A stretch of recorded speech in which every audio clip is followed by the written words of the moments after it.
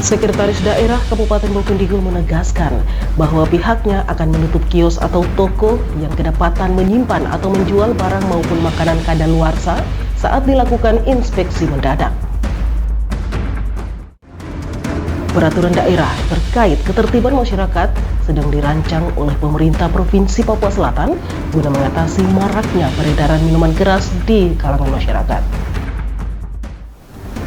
Halo, selamat pagi Bapak Mama dan Saudara dong semua. Senang sekali saya Romana Agnesia Barmase dapat kembali menjumpai Anda dalam tayangan Info Digul edisi hari ini Senin 21 Juli 2025. Itulah dua topik berita tadi yang akan kami sajikan bersama berita lainnya. Inilah Info Digul selengkapnya.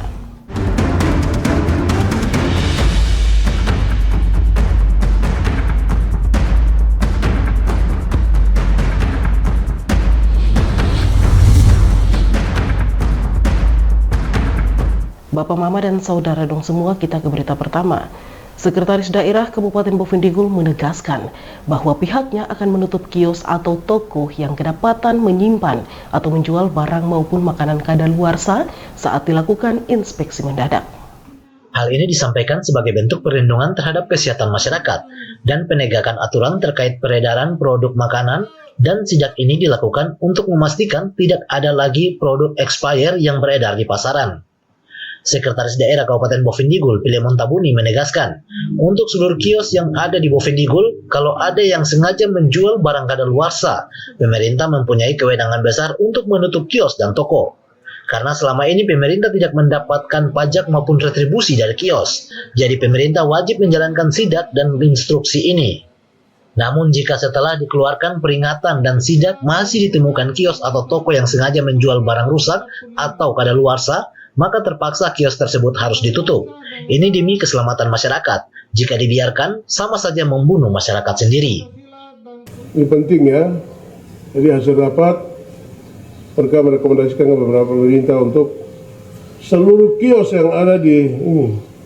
Kalau ada yang sengaja, pemerintah akan tutup. Ya, karena selama ini pemerintah tidak dapat apa-apa kok dari pajak ke apa, retribusi. Justru mereka yang cari untung daerah ini. Jadi ada kios kah, ruko kah yang melawan pemerintah, pemerintah punya kewenangan besar untuk tutup kios kah, apapun itu. Jadi kita kewajiban harus jalankan dulu.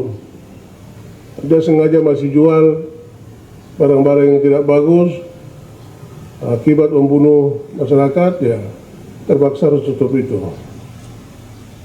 Sekda Pilemon juga menekankan pentingnya pengawasan ketat terhadap produk-produk yang dijual, terutama yang dikonsumsi anak-anak seperti susu Milo. Banyak yang sudah expired atau kadaluarsa tapi masih dijual. Dan jika pemerintah dan dinas terkait tidak rajin turun sidak, berarti membiarkan bahaya mengancam kesehatan masyarakat. Dengan langkah tegas ini, pemerintah Kabupaten Bovendigul berkomitmen untuk melindungi masyarakat dari peredaran produk kadaluarsa dan memastikan hanya barang layak konsumsi yang beredar di pasaran. Sidak rutin akan terus dilakukan sebagai bentuk pengawasan dan penegakan aturan. Tim Liputan, Digul TV, Dedi melaporkan.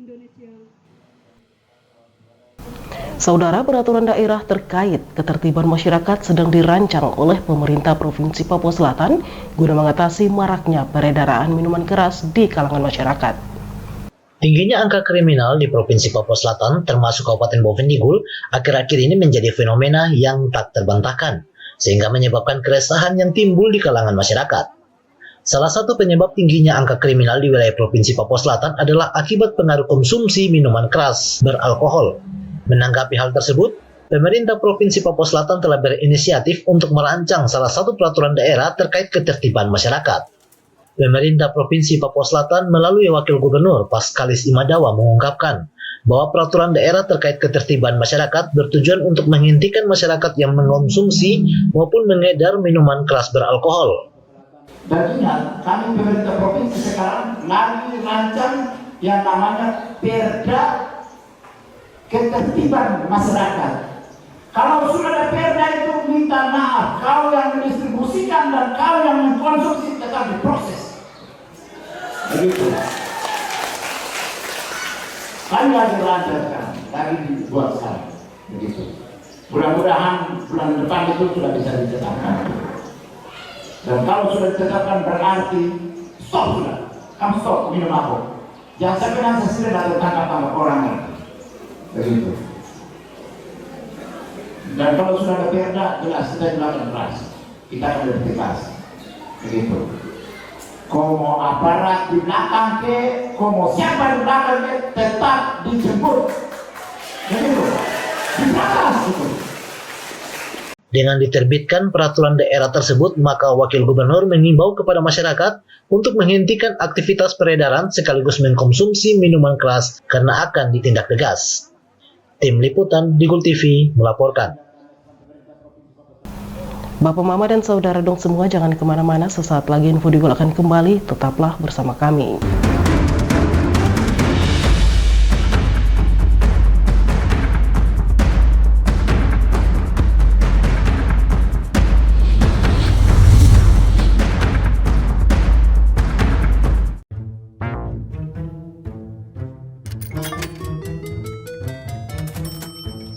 Aku menyesal mencoba judi online.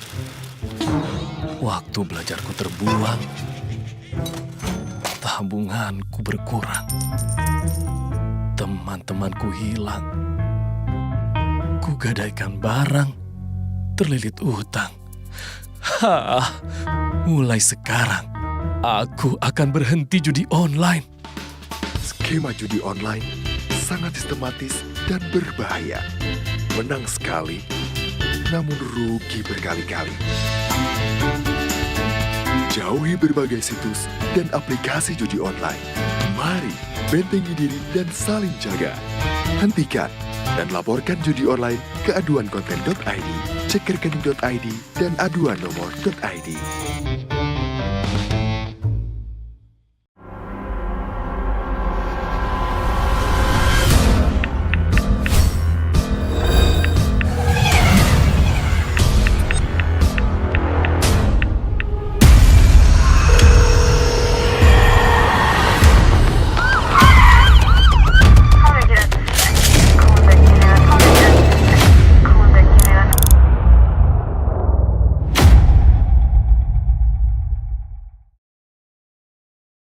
Jualan di era digital, enggak perlu keliling. Sekarang dari HP kita bisa langsung shopping. Manfaatkanlah sosmed untuk personal branding. Merekam keahlian lalu aku coba posting. Lakukan pembayaran, tinggal di-scan aja. Dengan teknologi semuanya jadi lebih mudah.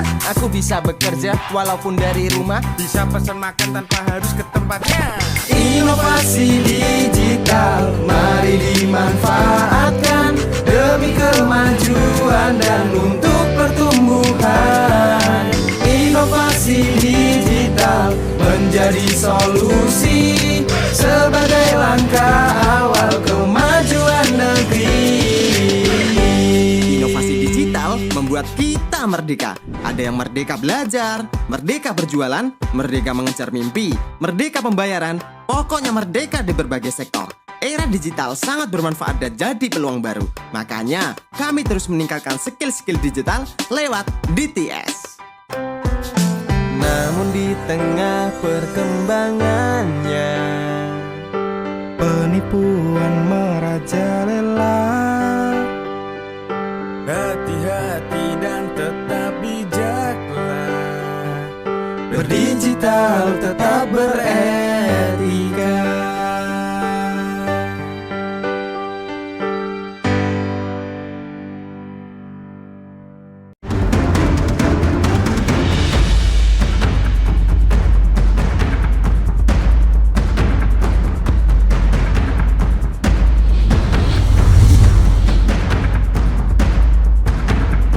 Terima kasih saudara, Anda masih bersama kami. Kita ke info selanjutnya. Kesadaran masyarakat dalam mengelola sampah masih menjadi tantangan besar di Kabupaten Boven Digul. Di tengah keterbatasan armada dan akses jalan menuju TPA, Dinas Perumahan, Kawasan Pemukiman dan Lingkungan Hidup berupaya mencari solusi. Salah satunya melalui program Bank Sampah yang didanai dari dana otonomi khusus. Imbauan agar masyarakat tidak membuang sampah sementara waktu tampaknya belum sepenuhnya diindahkan. Sampah terus menumpuk di sejumlah TPS meski pengangkutan menuju TPA terhenti. Kepala Bidang Kawasan Permukiman dan Lingkungan Hidup, Deborah Ita, mengatakan pihaknya sudah memasang pemberitahuan agar masyarakat tidak membuang sampah sementara. Tapi faktanya masyarakat tetap datang, ini menunjukkan kesadaran yang masih sangat rendah. Untuk mengatasi hal ini, Dinas telah bekerjasama dengan Dinas Kominfo guna menyampaikan informasi dan edukasi kepada masyarakat agar mengelola sampah secara mandiri di rumah masing-masing, sambil menunggu akses ke TPA diperbaiki. Deborah menambahkan tak hanya rumah tangga, kios, dan pelaku usaha di sekitar TPS juga dinilai ikut menyumbang penumpukan sampah. Dinas berencana mengevaluasi perizinan usaha di kawasan tersebut. Dirinya akan berkoordinasi dengan Dinas PTSP untuk meninjau kembali izin kios-kios yang berkontribusi terhadap penumpukan sampah. Dan yang pasti juga harus yang utama adalah kesadaran masyarakat. Nah, yang utama ini begini. Kita sudah pasang untuk sementara jangan buang sampah. Tetapi kami masyarakat saja masih saja datang bawa. Nah, berarti kan kesadaran kami ini kan belum ada. Nah, minggu kemarin, Senin ya, kami melalui Kominfo bantu untuk menyampaikan informasi kepada masyarakat bahwa mari dengan mandiri dulu kita kelola sampah dulu di rumah masing-masing, di usaha kita masing-masing dulu sambil menunggu proses perbaikan jalan ini. Yang utama misalnya juga ya, kita lihat di TPS banyak yang pohon ditebang langsung satu kali ambruk masuk di TPS, padahal kan bukan peruntukannya di situ. Terus kami punya kios-kios dan nanti kami akan berkoordinasi dengan Dinas PTSP untuk mengevaluasi izin-izin yang bagi pelaku-pelaku usaha yang sudah dapat, terutama kios-kios. Karena kios-kios ini yang sebenarnya juga yang membuat ini kios satu ini langsung ke situ. Nah, bagaimana kita, tapi artinya bahwa kemarin kita sama-sama, kita tidak semerta-merta menyalahkan juga tidak, tetapi mari kita saling mendukung, saling bagaimana cara untuk sampah ini kita kelola. Dirinya menambahkan sebagai langkah jangka panjang, Dinas melalui pendanaan dana Otsus telah menggagas program bank sampah yang mulai dijalankan sejak tahun 2025. Program ini bertujuan mengurangi beban TPA dengan mengelola sampah bernilai ekonomi. Melalui dana Otsus, dirinya memulai program bank sampah untuk mengurangi jumlah sampah plastik dan barang bernilai lainnya bisa dikumpulkan dan dimanfaatkan kembali. Program ini juga menyasar pemberdayaan anak-anak asli Papua. Mereka diajak memilah dan mengumpulkan sampah sepulang sekolah, lalu menukarkannya dengan alat tulis atau kebutuhan lainnya, seperti pensil, bolpen, dan kebutuhan kecil lainnya. Langkah ini juga bisa jadi pembelajaran sekaligus membantu ekonomi keluarga. Dirinya berharap program ini bisa berdampak positif, baik untuk lingkungan maupun pendidikan anak-anak. Selain itu, program ini dinilai lebih aman dibandingkan membiarkan mereka memulung di jalan raya. Kegiatan-kegiatan anak-anak di jalan itu sangat berisiko, tapi mereka punya kepedulian dan itu tanggung jawab bersama untuk membimbing mereka ke arah yang lebih baik. Cukup hanya dari pemerintah, kolaborasi lintas instansi, partisipasi masyarakat, dan edukasi sejak dini menjadi kunci utama agar pengelolaan sampah di Bovendigul bisa berjalan lebih baik dan berkelanjutan. Tim Liputan Digul TV, Nober melaporkan. Bapak Mama dan Saudara dong semua, Asisten 2 Setda Kabupaten Bovendigul, Fahrudin Isnanto menyoroti pengelolaan data dan dana Otsus di Kabupaten Bovendigul. Pengelolaan data dan program yang bersumber dari Dana Otonomi Khusus atau Otsus disoroti Asisten 2 Setda Bovendigul, Fahrudin Isnanto. Dirinya menegaskan pentingnya akurasi data dalam menyusun program yang berdampak langsung bagi masyarakat. Dirinya mengungkapkan sempat menyaksikan langsung adanya penurunan jumlah bantuan beras untuk masyarakat. Bantuan yang seharusnya mencapai ratusan ton, kini hanya tersisa sekitar 50 ton. Ia menyebut hal tersebut disebabkan oleh lemahnya akurasi data dari pihak terkait yang akan berdampak langsung kepada masyarakat. Lanjutnya, ia juga menyoroti pentingnya pengembangan potensi daerah. Ia menyebut kehadiran 4 menteri di Bovendigul, salah satunya dalam rangka mendorong pemanfaatan potensi energi terbarukan seperti biodiesel. Namun, hal tersebut membutuhkan dukungan infrastruktur dan SDM yang memadai. Ia menekankan pentingnya peran Dinas Dukcapil untuk mendata jumlah orang asli Papua di Bovendigul. agar program-program dari dana Otsus benar-benar menyentuh sasaran dan evaluasi menyeluruh atas dampak program pun harus dilakukan secara berskala. Ada pengurangan jumlah bantuan untuk masyarakat juga, yang mestinya kalau metode saat ini mestinya tambah, tapi kenapa malah kurang? Itu karena kelemahan data. Info yang saya terima kalau nggak salah yang awal sekitar 100-an ton, tinggal 50-an ton untuk bantu masyarakat pangan.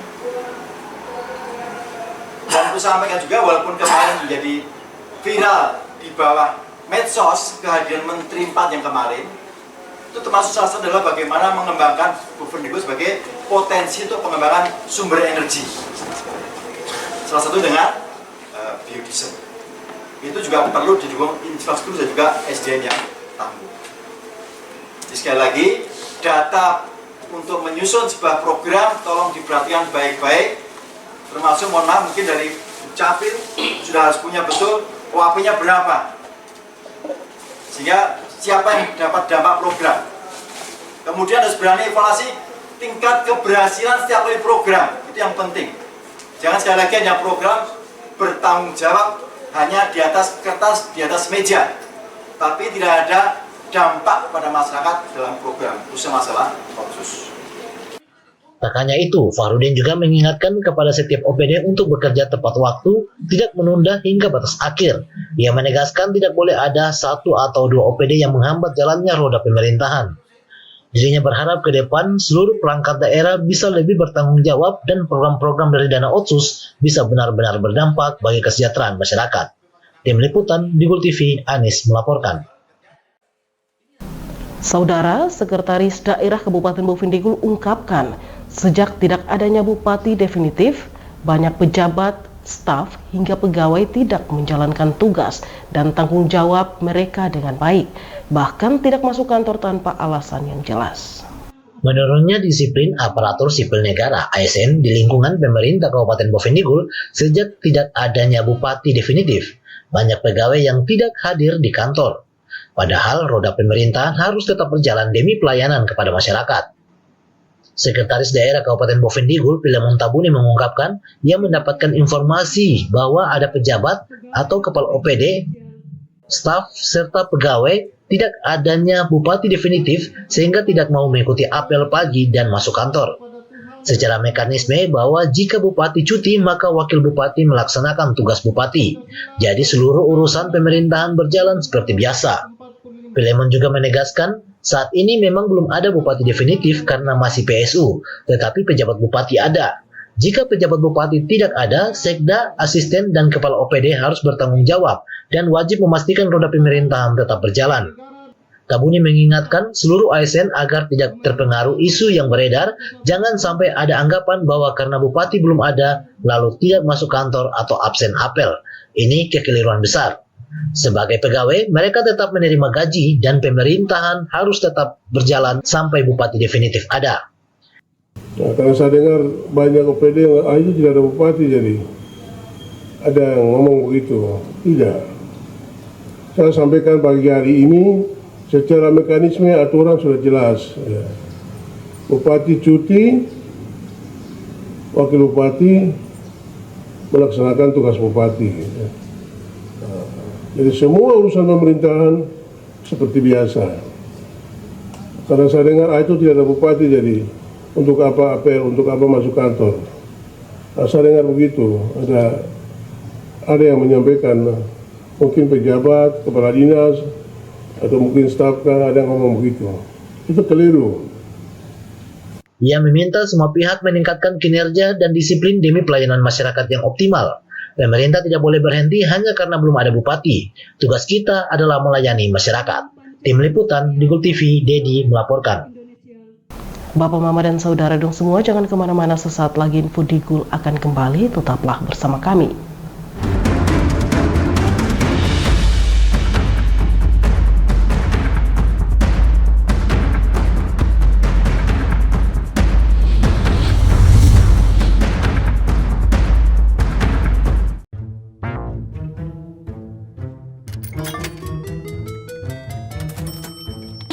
Aku menyesal mencoba judi online.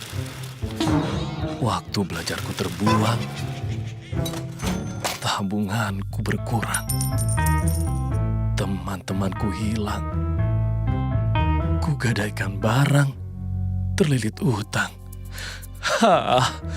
Mulai sekarang, aku akan berhenti judi online. Skema judi online sangat sistematis dan berbahaya. Menang sekali, namun rugi berkali-kali.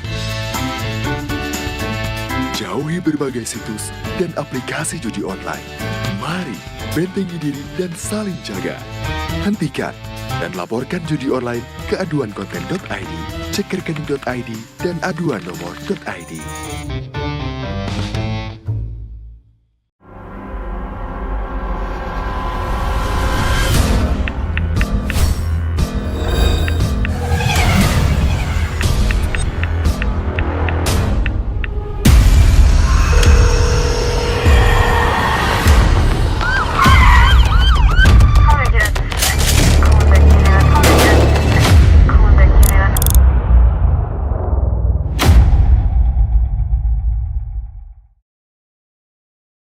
Jualan di era digital, enggak perlu keliling. Sekarang dari HP kita bisa langsung shopping. Manfaatkanlah sosmed untuk personal branding. Merekam keahlian lalu aku coba posting. Lakukan pembayaran, tinggal di-scan aja. Dengan teknologi semuanya jadi lebih mudah. Aku bisa bekerja walaupun dari rumah. Bisa pesan makan tanpa harus ke tempatnya. Inovasi digital, mari dimanfaatkan demi kemajuan dan untuk pertumbuhan. Inovasi digital menjadi solusi sebagai langkah awal kemajuan negeri. Inovasi digital membuat kita merdeka. Ada yang merdeka belajar, merdeka berjualan, merdeka mengejar mimpi, merdeka pembayaran, pokoknya merdeka di berbagai sektor. Era digital sangat bermanfaat dan jadi peluang baru. Makanya, kami terus meningkatkan skill-skill digital lewat DTS. Namun di tengah perkembangannya, penipuan merajalela. Hati-hati dan tetap bijaklah. Berdigital tetap beretika.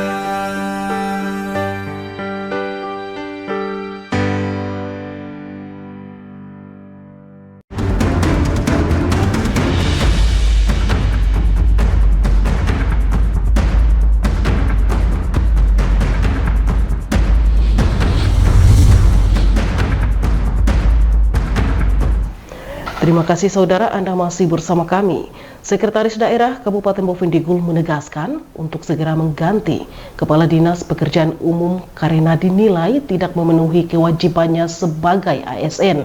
Hal ini dikarenakan pejabat tersebut kerap tidak masuk kantor dan tidak mengikuti apel pagi yang dianggap merusak disiplin dan kinerja pemerintahan. Absennya Kepala Dinas PU dari tugas telah mempengaruhi kinerja sektor PU di Bovendigul, termasuk tertundanya sejumlah proyek infrastruktur yang vital bagi masyarakat. Dan ini menjadi masalah serius karena pembangunan di daerah terhambat. Sekda Kabupaten Bovendigul Pilemon Tabuni dalam apel bersama mengungkapkan kekesalannya terhadap Kepala Dinas PU yang dinilai tidak menunjukkan kedisiplinan dan tanggung jawab sebagai seorang aparatur sipil negara. Hal ini karena Kepala Dinas PU tidak pernah ikut apel dan masuk kantor, dan diibaratkan seperti malaikat. Absennya Kepala Dinas PU telah berdampak langsung terhadap kinerja dinas tersebut, termasuk tertundanya sejumlah proyek infrastruktur penting yang sangat dibutuhkan masyarakat. Dan ia meminta sesegera mengganti Kepala Dinas PU karena orang seperti Kepala Dinas PU yang merusak daerah ini dan juga menghambat pembangunan, dan masih banyak orang yang punya hati untuk membangun daerah ini. Ini PU ini, ya, Kepala Dinas PU tidak pernah ikut apel. Saya selama ini menilai tidak pernah ikut apel. Ya, itu mungkin malaikat itu. Malaikat mungkin saya telepon bisa angkat. Ya, wartawan juga tulis itu. Masalah besar ada di PU itu karena Kepala Dinas ini tidak pernah masuk kantor. Apalagi apel. Ini segera ganti itu orang itu. Orang-orang seperti itu yang bikin rusak daerah ini.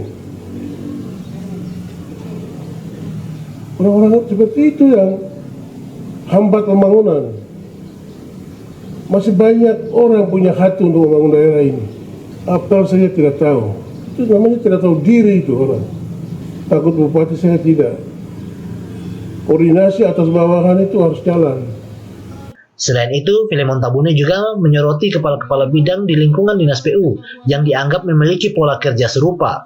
Tidak hanya kepala Dinas PU, kepala-kepala bidangnya juga semua sama. Sudah beberapa kali didatangi untuk berbicara tetapi tetap saja sama, dan kerja hanya proyek dan kerja uang saja. Sekda menegaskan pentingnya komitmen dan disiplin aparatur dalam mendukung roda pemerintahan serta percepatan pembangunan daerah.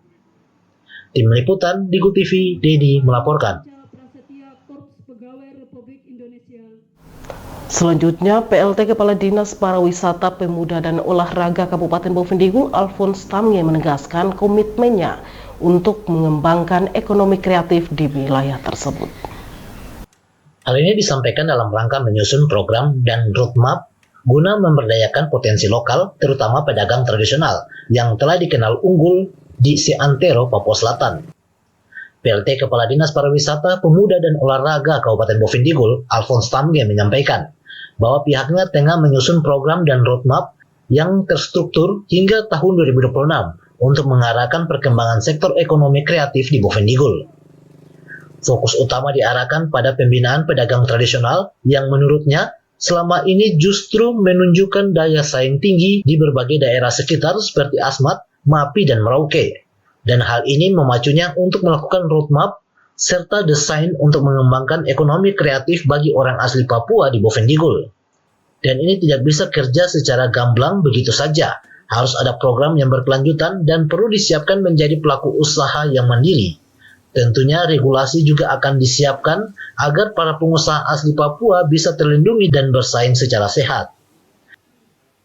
Hal itu tentunya memacu saya sebagai pimpinan di sini bagaimana saya mensiasati itu dengan mendesain sebuah program dan roadmap terkait ekonomi kreatif. Jadi kita juga tidak bisa secara gamblang gitu. Memang potensi masyarakat Bovendigul ya, kita lihat di 3 sampai 4 kabupaten yang ada di Provinsi Papua Selatan, itu mereka mendomisili semua. Jadi kalau pasar tradisional itu, ketika kita sampai di Asmat, Mapi, Merauke, itu kita akan temukan pedagang-pedagang tradisional yang unggul itu semua dari Bovendigul. Tentunya hal ini adalah satu potensi kita, tetapi tentunya kita akan disupport dengan penganggaran terus bagaimana kita mendesain program itu sehingga berkelanjutan sampai dia betul-betul mapan, bisa jadi pengusaha yang mandiri. Tentunya regulasi juga kita akan mendukung itu dengan regulasi, mensupport itu sehingga mereka ini terproteksi secara baik dan dapat bersaing secara sehat juga dengan teman-teman Nusantara lainnya dari sisi entrepreneurship.